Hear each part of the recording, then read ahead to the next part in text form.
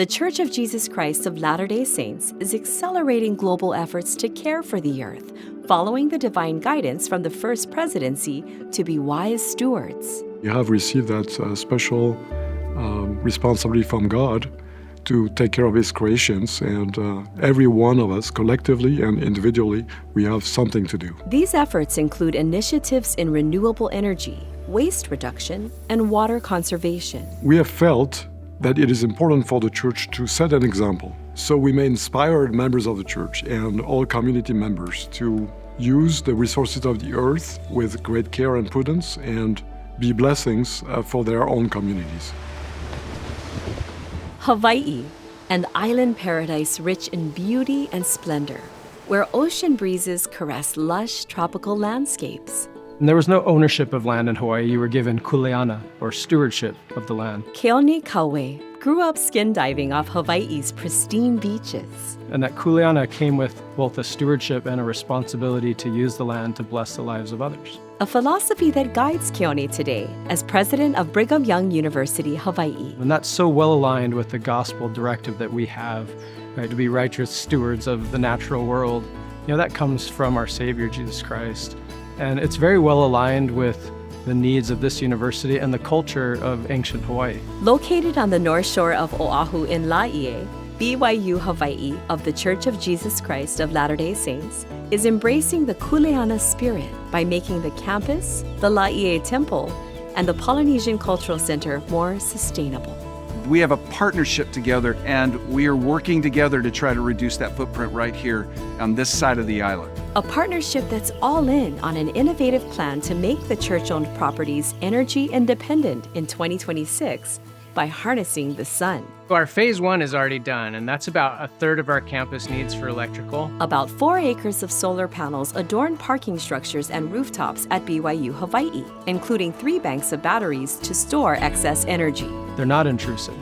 Our parking lots, people love the fact that their car is shaded and protected from the elements. More panels are installed at the Polynesian Cultural Center. And those are put into place to try to offset some of the costs and to do all that we can to reduce our footprint on the main grid. And in the works, a 7-acre solar farm equipped with 8 more battery banks. Once completed, the 3 properties will be on their own microgrid. That will mean that we have 100% of our electrical needs for the Polynesian Cultural Center for BYU Hawaii and the Laie Temple, as well as at 5 days of battery backup, all provided by the sun. And solar energy is only the beginning. My vision for BYU Hawaii into the future is that we will be on the leading edge of the strategies and solutions that will make Hawaii and all of Asia and the Pacific a much healthier and brighter place for future generations to live. That same sacred stewardship is reflected in over 750 solar projects by the church worldwide, such as in Mexico, Brazil, Ghana, and Papua New Guinea. This is such a blessing to have experience with the technology that we can now use to completely transform people's lives. Caring for the earth is one of the ways that we can really follow the 2 great commandments, which are to love God and love our neighbor. The church is also taking special care to reduce material waste. I feel really good because what we are doing and what my team is doing is what the Lord expects us to do.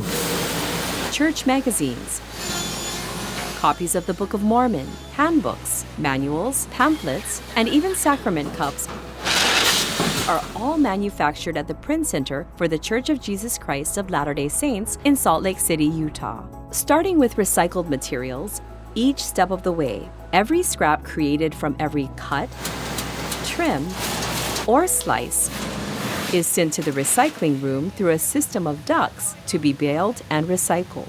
We recycle around 220 tons a month of papers, around 40 tons of plastic every month, and aluminum around 2 or 3 tons a month. On top of that, old equipment is recycled. Any electronic item from the Print Center or from any church meeting house or operation in the United States is sent to this office in Salt Lake City instead of a landfill. In Mormon and the Book of Mormon, he says there will be great pollutions in the earth in the last days.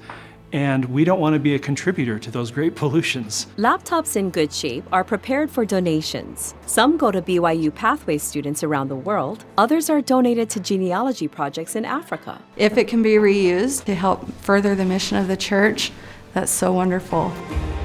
Electronics at the end of their life are packaged and shipped to a contractor, TAMS, to be properly recycled. Every single component that we handle here has a home downstream, and that we avoid anything going into the landfill. In Peru and Ecuador, church-owned stores offer reusable shopping bags, and many more areas are adopting this practice. Sí ayudamos al medio ambiente y a nuestros queridos miembros. At Brazil's distribution center, an innovative machine repurposes used cardboard packaging, preventing over 2,000 pounds of waste each month. They also use a composting machine at the church's area office for organic waste. The compost is then used in landscaping. These are just a few small examples of the many ways Latter-day Saints are making a difference. Todo e qualquer esforço é de extrema importância, do menor até o maior projeto. In addition to solar and waste management projects, the church is taking more steps than ever to conserve water at its properties worldwide, including areas such as Latin America, the Pacific, and Southern Africa. We are present in most countries around the world, and every country has their own challenges, lack of water, for example. It is important as a church that we address this in its diversity, caring for the people in every country.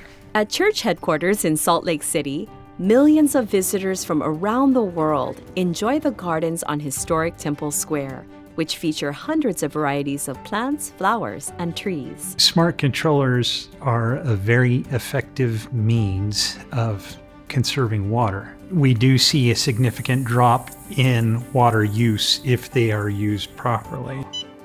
In comparison with traditional landscape controllers, they can help us utilize forecasted weather conditions and change out the irrigation timing so that we're most efficiently watering our plant materials.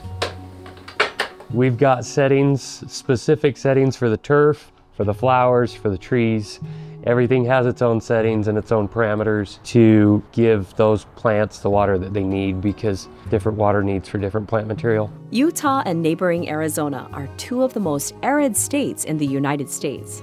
In Arizona, water-wise plants are used in landscaping at church meeting houses in Mesa.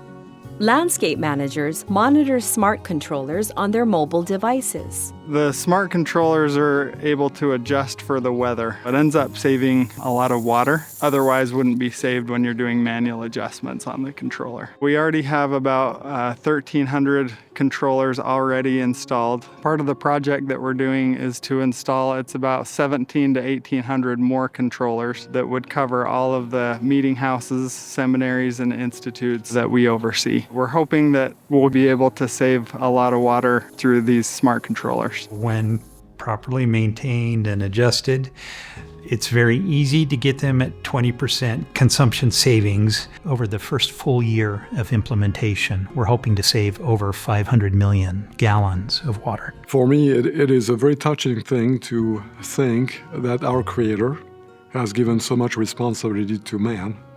And as we live upon the earth, we have that responsibility to care for what He created for us. That's a way to honor Him, to love Him.